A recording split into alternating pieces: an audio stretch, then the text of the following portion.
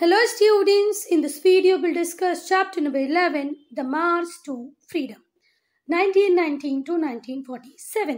बेटा इस वीडियो में हम डिस्कस करेंगे बहुत सारे इवेंट्स को, बहुत सारे मूवमेंट्स को जिनकी वजह से फाइनली हमें मिली क्या, फ्रीडम।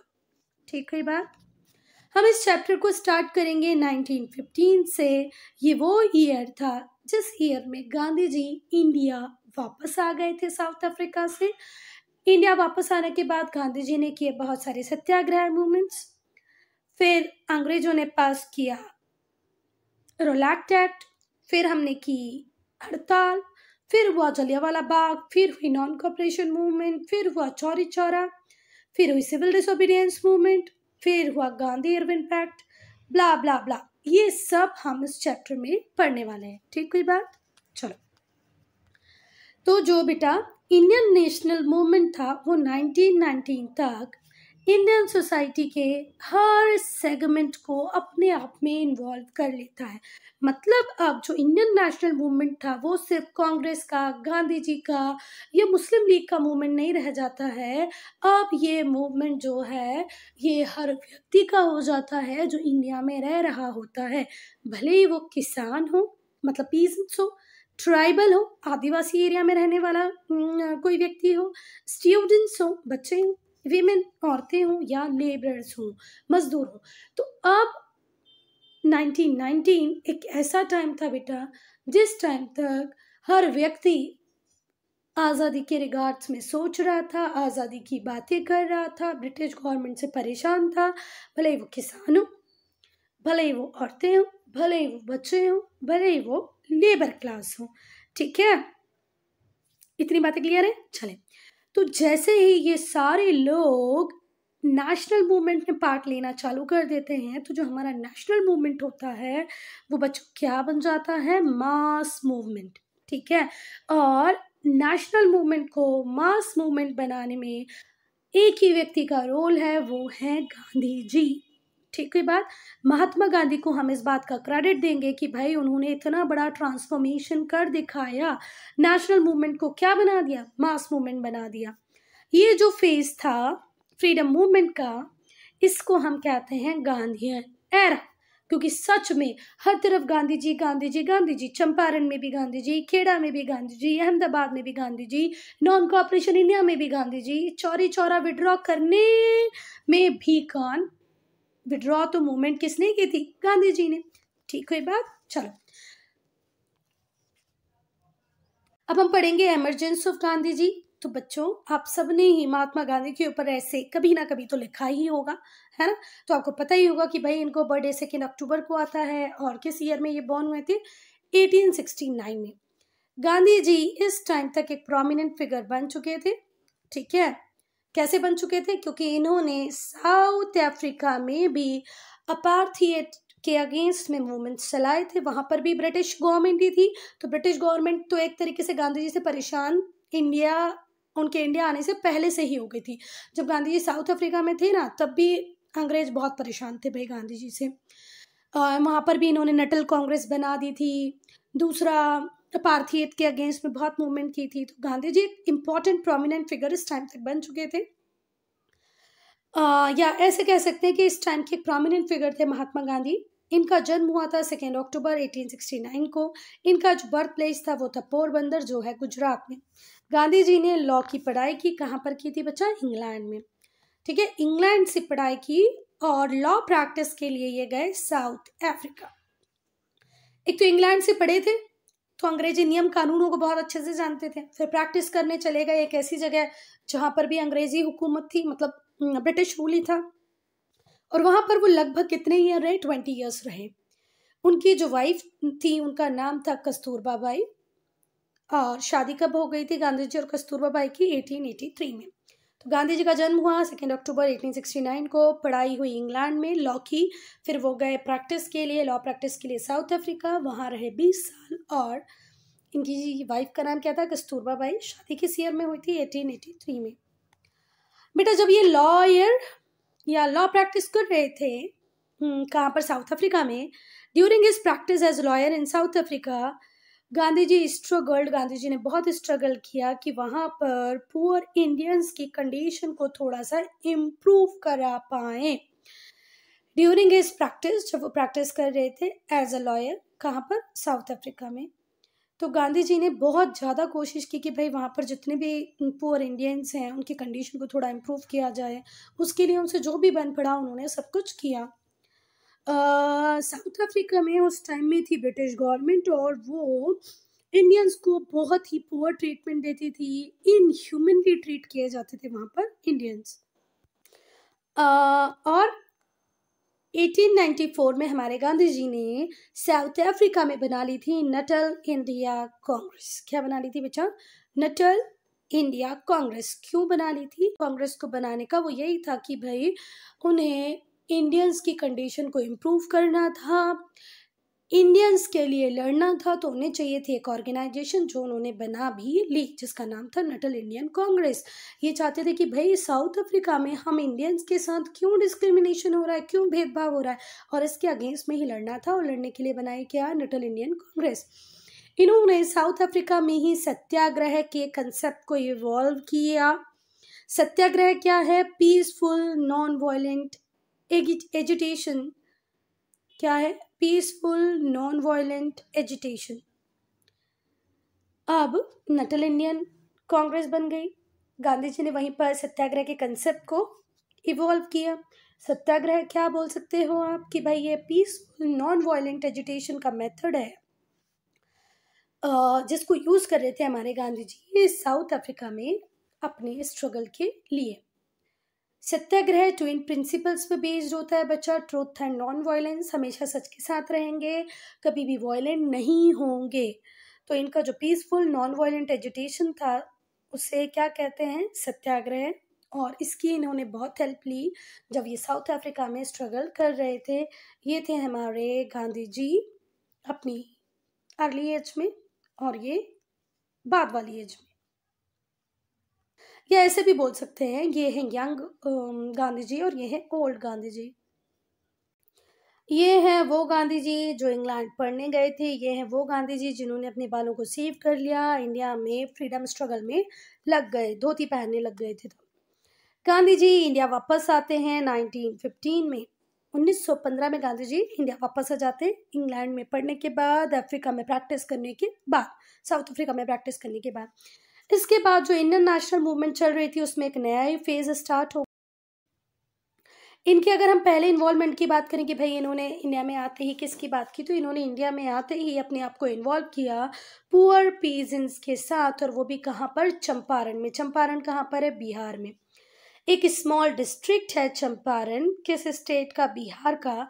वहाँ के गरीब किसानों के साथ इन्वॉल्व किया गांधी जी ने अपने आप को।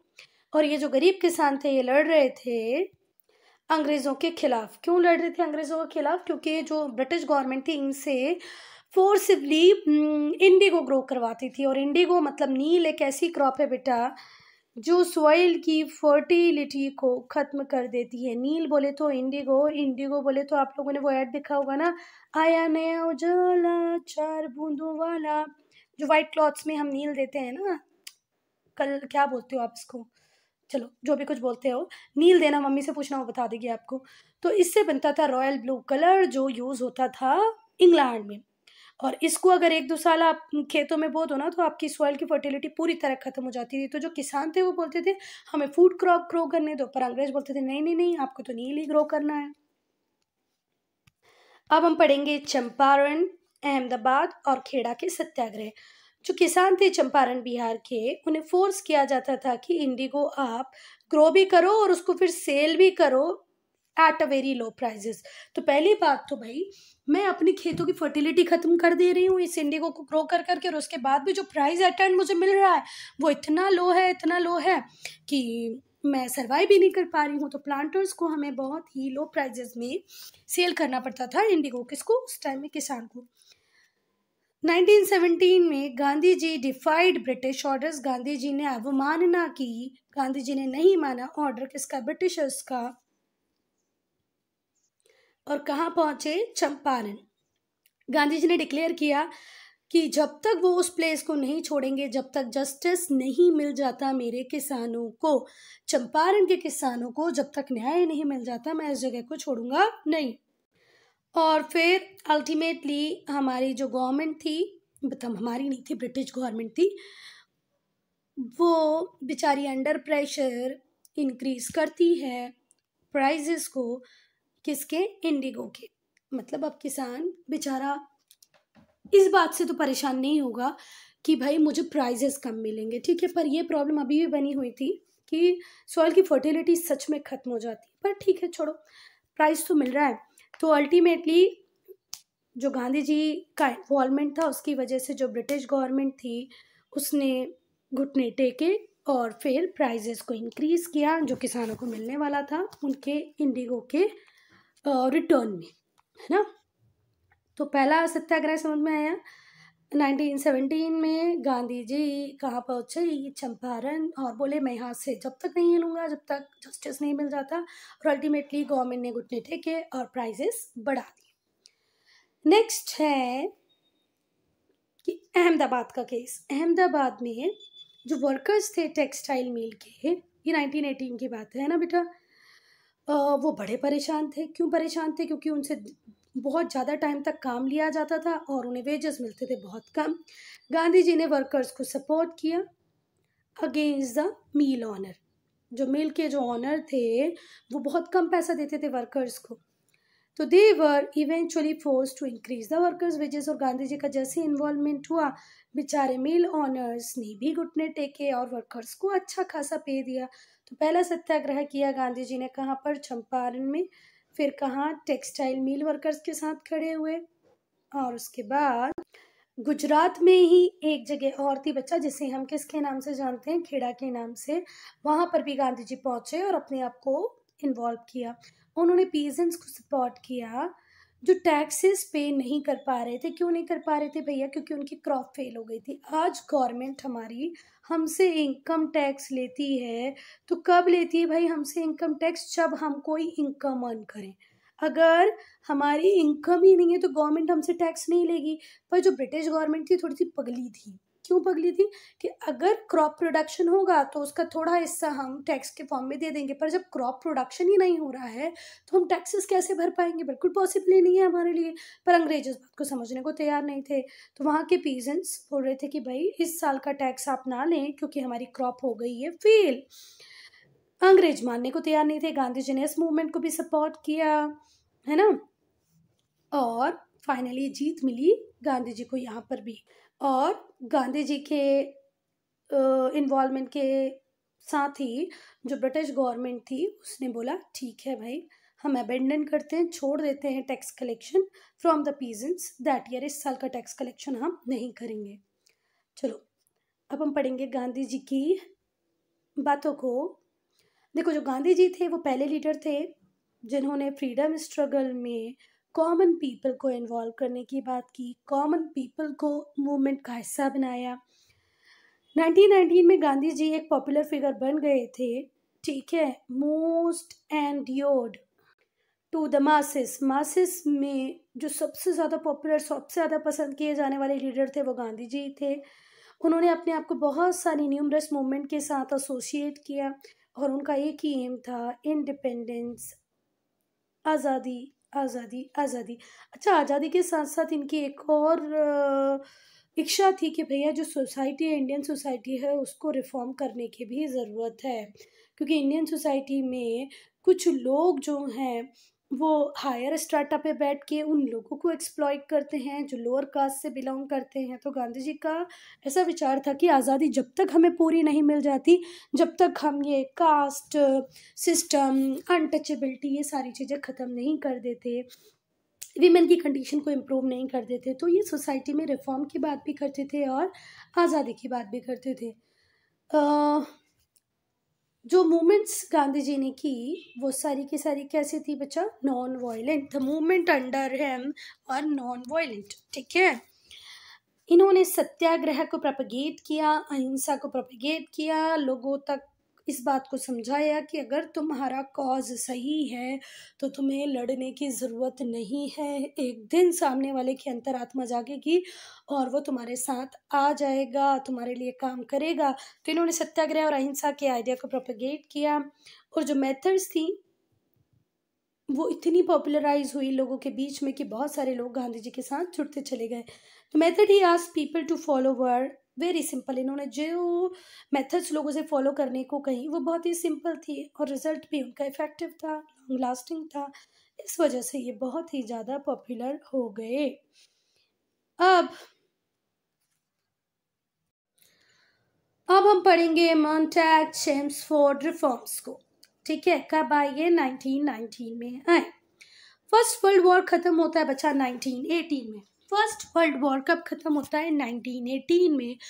5 साल तक चला ये युद्ध, प्रथम विश्व युद्ध। इसने ब्रिटिशर्स को बिल्कुल फाइनेंशियली डिप्राइव्ड बना दिया था। ठीक है, अंग्रेजों के पास फाइनेंस की बहुत ज़्यादा कमी हो गई थी फर्स्ट वर्ल्ड वॉर के बाद।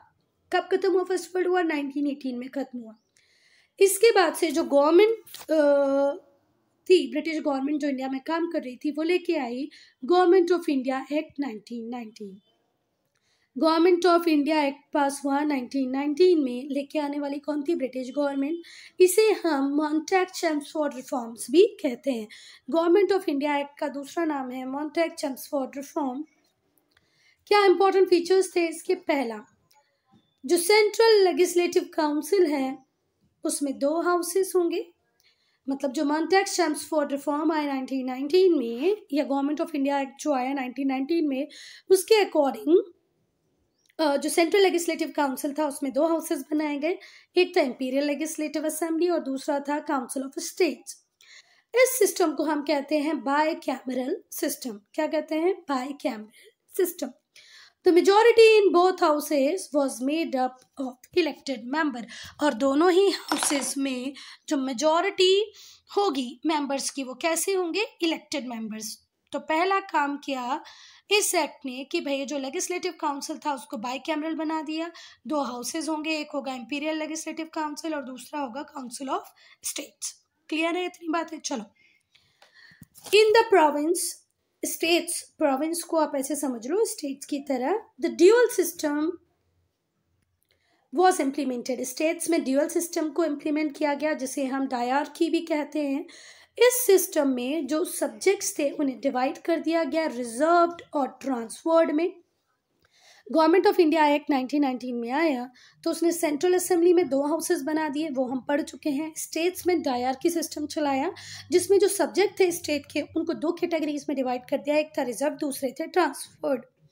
जो सब्जेक्ट जैसे कि फाइनेंस, पुलिस, इन्हें रिजर्व लिस्ट में रखा गया। क्यों? क्योंकि ये दोनों ही बहुत इंपॉर्टेंट है। पुलिस के बिना ब्रिटिश हुकूमत कुछ नहीं कर सकती और पैसा तो चाहिए था उन्हें, वर्ल्ड वॉर 1 में लुट पिट के आए थे। ये जो लिस्ट थी ये गवर्नर और उसके काउंसिल के अंडर में रहती थी। ठीक है, जिस लिस्ट में क्या था? Finance and police. अब दूसरे सब्जेक्ट जैसे कि पब्लिक हेल्थ, एजुकेशन, इसे मिनिस्टर्स को दे दिया गया क्योंकि ब्रिटिश गवर्नमेंट के लिए पब्लिक हेल्थ और एजुकेशन इतनी इम्पोर्टेंट थी नहीं, ये लेस इम्पोर्टेंट सब्जेक्ट्स थे। These ministers were responsible to legislature, और ये जितने भी मिनिस्टर होंगे लेजिस्लेचर के लिए रिस्पॉन्सिबल होंगे। तो हम ऐसा कह सकते हैं कि भाई पावर तो अभी भी ब्रिटिश हैंड्स में ही थी। प्रोविंशियल गवर्नमेंट की अगर हम बात करें तो वहाँ पर चलती थी डायरार्की, जहाँ पर स्टेट्स को 2 लिस्ट में डिवाइड कर दिया था। एक थे रिजर्व, ट्रांसफर्ड। रिजर्व लिस्ट में आते थे सब्जेक्ट जैसे कि फाइनेंस एंड पुलिस और जिन जो बहुत ज़्यादा इंपॉर्टेंट थे ब्रिटिश गवर्नमेंट के लिए। दूसरी थी ट्रांसफर्ड जिसका कंट्रोल मिनिस्टर्स के पास होता था। और ट्रांसफर्ड में जैसे एजुकेशन, पब्लिक हेल्थ, ऐसे मैटर्स आते थे जिसको ब्रिटिश थोड़ा सा लेस इंपॉर्टेंट समझती थी। अच्छा, दूसरी बात, फाइनली जो हमारे मिनिस्टर्स होंगे वो रिस्पॉन्सिबल होंगे लेजिस्लेचर के लिए। मतलब कंट्रोल तो किसके पास ही था? ब्रिटिशर्स के पास ही था। बेटा now history in real life.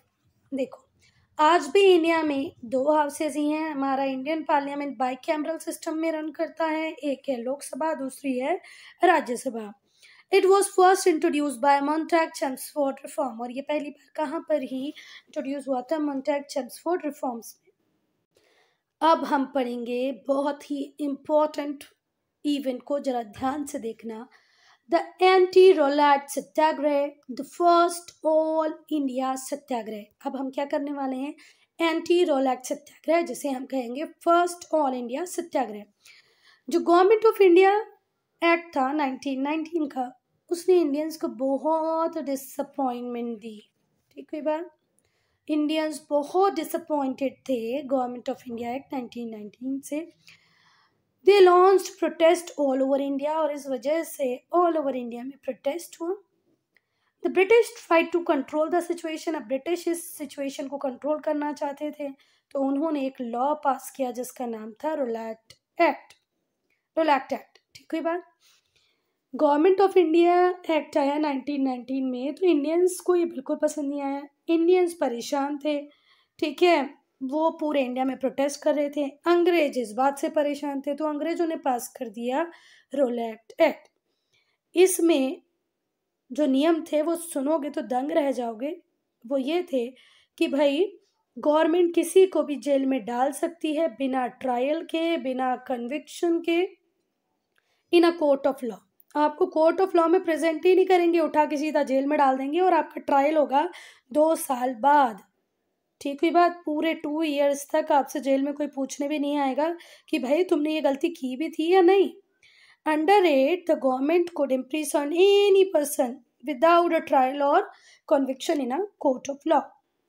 It was branded as Black Act, और इसी को क्या कहा गया था बेटा? Black Act। 1 mark क्वेश्चन में पूछ सकती हैं ma'am, which act is known as Black Act? तो आपको पता होना चाहिए रोलैट एक्ट। गांधी जी क्योंकि लॉ पढ़े हुए थे, तो उन्होंने कहा कि भैया ये तो बहुत ही अनजस्ट लॉ है। ये कैसे हो सकता है कि आप किसी को भी गिरफ्तार कर लो और उसे उसकी बात कहने का भी मौका ना दो, 2 साल तक उसे जेल में रख लो। यहाँ पर 2 years आपकी बुक मेंशन नहीं करी, पर बेटा 2 years विदाउट ट्रायल, ऐसा था रोलैट एक्ट। गांधी जी ने लॉन्च किया एंटी रोलैट सत्याग्रह। ये फर्स्ट सत्याग्रह था ऑल इंडिया लेवल का, क्योंकि अभी तक जब गांधी जी ने चंपारण किया तो वहाँ पर सिर्फ चंपारण के किसान थे, खेड़ा में सिर्फ खेड़ा वर्कर्स थे, खेड़ा में सिर्फ खेड़ा के किसान थे, अहमदाबाद में सिर्फ मिल वर्कर्स थे। मतलब पूरा इंडिया इन तीनों मूवमेंट्स में इन्वॉल्व नहीं था। पर ये जो एंटी रोलैट सत्याग्रह हुआ, इसमें पूरा इंडिया इन्वॉल्व हुआ बेटा, क्योंकि खुद गांधी जी ने लॉ की पढ़ाई की थी। गांधी जी बहुत अच्छे से जानते थे कि ये जो रोलैट एक्ट है ये बिल्कुल अनजस्ट लॉ है। तो गांधी जी ने इसके अगेंस्ट में प्रोटेस्ट करने का सोचा। गांधी जी ने मैसेज दिया सारे इंडियंस को कि भाई हम 6 अप्रैल 1919 को हम एक हड़ताल, मतलब एक स्ट्राइक ऑब्जर्व करेंगे। उस दिन हम उपवास भी रखेंगे, फास्टिंग भी करेंगे, प्रेयर्स भी करेंगे, पर काम नहीं करेंगे। तो 6 अप्रैल को हम सब क्या करें? हड़ताल। ये मैसेज किसने दिया? गांधी जी ने दिया जनरल पब्लिक को। क्विक रिवीजन के लिए हम सेपरेट वीडियो देखेंगे। तो अब हम आ जाते हैं सीधे जलियांवाला बाग मैसेकर पे।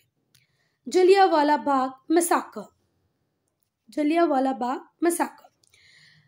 चलो, तो हड़ताल पूरे देश में हुई। अब गांधी जी ने कहा था, गांधी जी नेशनल हीरो बन चुके थे, तो लोग कैसे रुकते? लोगों ने की जम के हड़ताल किस दिन? 6 अप्रैल को।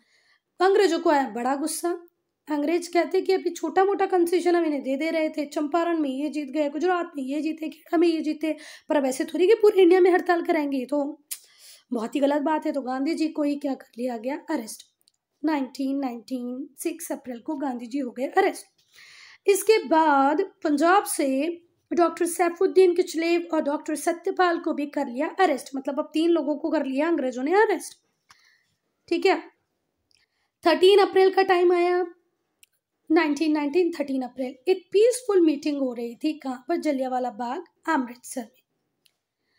अब ये मीटिंग क्यों हो रही थी भैया? क्योंकि पंजाब से 2 बड़े लीडर्स डॉक्टर किचलेव और डॉक्टर सत्यपाल को कर लिया था अरेस्ट। तो ये लोग कर रहे थे प्रोटेस्ट, पर ये बिल्कुल पीसफुल मीटिंग थी बेटा, है ना।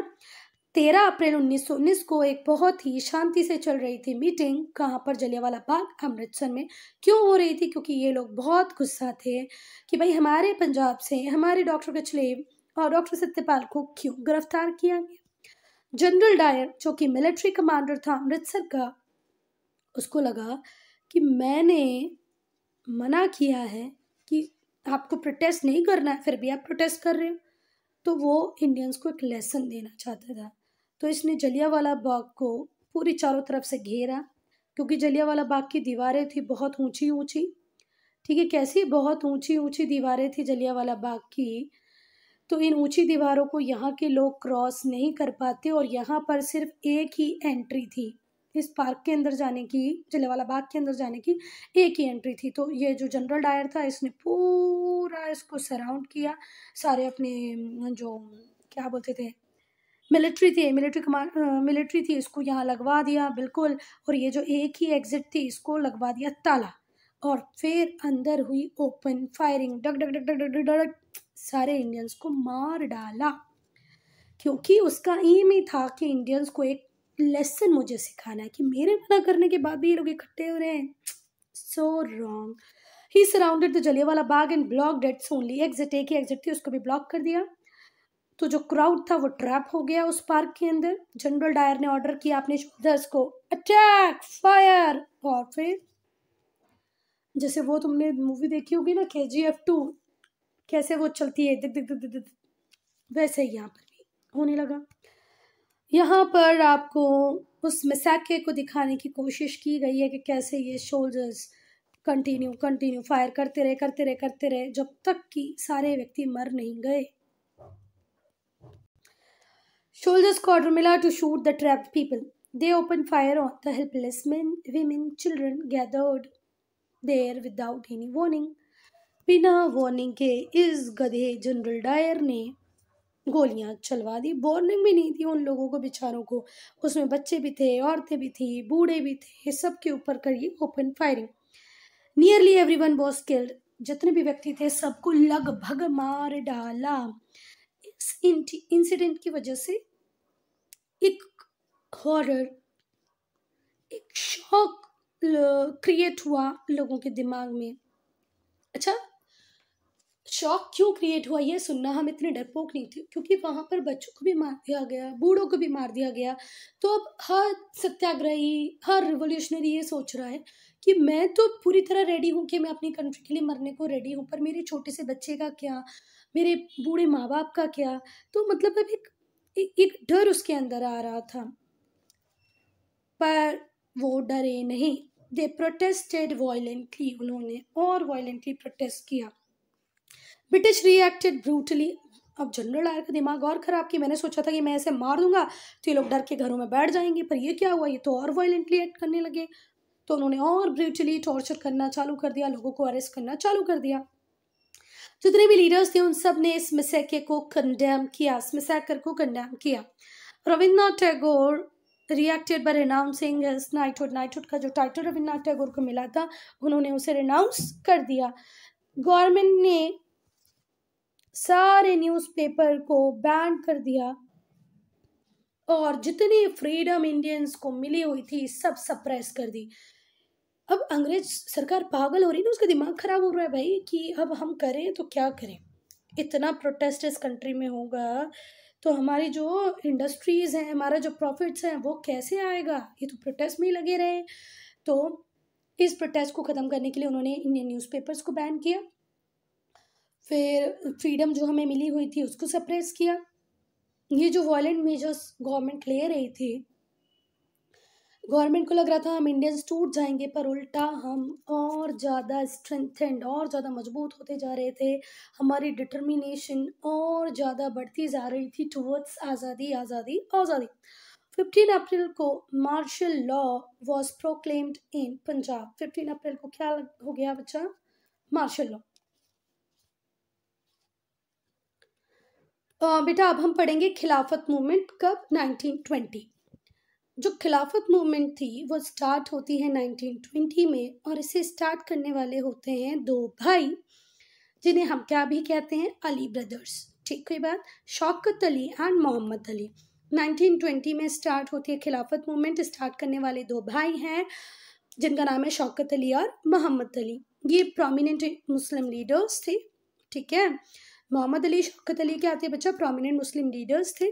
दूसरे जो प्रोमिनेंट लीडर्स थे इस मूवमेंट के वो थे हजरत मोहानी, हाकिम अजमल खान, मौलाना आज़ाद। तो ध्यान रखो खिलाफत मूवमेंट 1920 में स्टार्ट होती है। स्टार्ट करने वाले दो भाई हैं जिन्हें हम अली ब्रदर्स भी कहते हैं, मोहम्मद अली, शौकत अली। इसके अलावा दूसरे मुस्लिम लीडर्स कौन थे? हजरत मोहानी, हाकिम अजमल खान और मौलाना आज़ाद। ये जो मूवमेंट था वो इसलिए हो रहा था बेटा क्योंकि जो वर्ल्ड वॉर 1 था उसमें ब्रिटेन, फ्रांस, रशिया, यूएसए जीतते हैं और हारने वाली पार्टी में होते हैं German empire, Austria Hungarian empire and Ottoman empire. Ottoman empire का एक करंट का नाम है टर्की। ठीक है, तो जो टर्की था वो हार चुका था और ब्रिटिश गवर्नमेंट टर्की के ऊपर एक बहुत ही हैरासिंग पीस ट्रीटी इम्पोज करने वाली थी, जिसमें मुस्लिम्स को लग रहा था कि वो कैलिफ, मतलब हिंदी में बोले तो खलीफा, जो पूरे मुस्लिम वर्ल्ड के लिए रूल्स रेगुलेशन लिखता है, उसकी पोजीशन को खत्म कर। बेटा जिसको वर्ल्ड वॉर 1 बिल्कुल भी नहीं पता वो सुने कि भाई वर्ल्ड वॉर 1 में एक साइड था ब्रिटेन, फ्रांस, रशिया, यूएसए बाद में आया, ठीक है, पर था इसी साइड में। दूसरे साइड में थे हमारे ऑटोमन एम्पायर, जिसे ही आज हम करंट डे में टर्की के नाम से जानते हैं, ऑस्ट्रो हंगेरियन एम्पायर और जर्मन एम्पायर। तो जब वर्ल्ड वॉर 1 ये पार्टी, इनमें और भी बहुत सारे मेंबर नेशंस थे, ये पार्टी जब वर्ल्ड वॉर 1 जीत जाती है तो ये तीनों मिलके जो ट्रीटीज बनाते हैं जो इन तीनों कंट्रीज के ऊपर इम्पोज होने वाली होती है वो बहुत ही हैरासिंग और ह्यूमिलिएटिंग होती है। जर्मन एम्पायर के साथ जो ट्रीटी वर्ल्ड वॉर 1 के विनर्स ने बनाई, ये ट्रीटी ही कारण बनी थी वर्ल्ड वॉर 2 का। हिटलर जैसे व्यक्ति को बनाने में इस ट्रीटी का इम्पोर्टेंट रोल था। ऐसे ही एक ट्रीटी ये लोग साइन करने वाले थे, किसके साथ? ऑटोमन एम्पायर के साथ। तो ऑटोमन एम्पायर में होता है कैलिफ, जो पूरे मुस्लिम वर्ल्ड के लिए रूल्स रेगुलेशन बनाता है। तो मुस्लिमों को डर था कि भाई हमारे कैलिफ, जिसको हमने अल्लाह के बाद दूसरा दर्जा दिया है, उसकी पोजीशन को खत्म ना किया जाए, है ना, उसके साथ जो भी कुछ आप ट्रीटमेंट दो वो इनह्यूमन ना हो, है ना, थोड़ा सा इस बात का ध्यान रखा जाए। तो ये जो मूवमेंट था इसका एम था changing the British policies towards Turkey के टूवर्ड्स, ऑटोमन एम्पायर के टूवर्ड्स अब अपनी पॉलिसीज को चेंज करें। British had impose humiliating terms on the ruler of Turkey. जो ऑटोमन एम्पायर के रूलर थे, जिसको यहाँ पे टर्की लिख रहे हैं, तो जो ब्रिटिश गवर्नमेंट थी उनके ऊपर बहुत ही ह्यूमिलिएटिंग टर्म्स को क्या कर रही थी? इम्पोज कर रही थी। कब? वर्ल्ड वॉर 1 के खत्म होने के बाद। So British had imposed humiliating terms on the ruler of Turkey after the defeat of World War 1. जो रूलर होता था टर्की का उसको क्या कहते थे? कैलिफ ऑफ मुस्लिम्स, हिंदी में इसको बोलते हैं खलीफा। इसे रिलीजियस हेड माना जाता था पूरे मुस्लिम्स का। वर्ल्ड में थ्रू आउट द वर्ल्ड जितने भी मुस्लिम रहते हैं उनका रिलीजियस हेड कौन होता है? कैलिफ, जो किसका रूलर होता है? टर्की का। तो जो खिलाफत मूवमेंट थी उसे पूरा सपोर्ट मिला इंडियन नेशनल कांग्रेस का under the leadership of Mahatma Gandhi. Mahatma Gandhi खुद भी चाहते थे कि हिंदू मुस्लिम की यूनिटी बनी रहे, और जैसे ही महात्मा गांधी को पता चला कि भाई ये लोग खिलाफत मूवमेंट जैसा कोई मूवमेंट करना चाहते हैं, तो महात्मा गांधी ने फुल सपोर्ट दिया। और महात्मा गांधी के परस्यू करने के बाद पूरी इंडियन नेशनल कांग्रेस किसके साथ खड़ी थी? खिलाफत मूवमेंट के साथ खड़ी थी। नो मोर खिलाफत लीडर्स जैसे कि डॉक्टर अंसारी, मौलाना अब्दुल कलाम आज़ाद, हकीम अजमल खान, इन्होंने जामिया मिलिया इस्लामिया बनाई 1920 में।